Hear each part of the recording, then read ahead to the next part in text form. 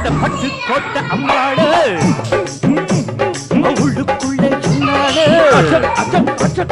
பொல்லாத சிறுக்கி பொன்னாட்டம் நிறுக்கி பின்னாடி பள்ளம் பறிப்பா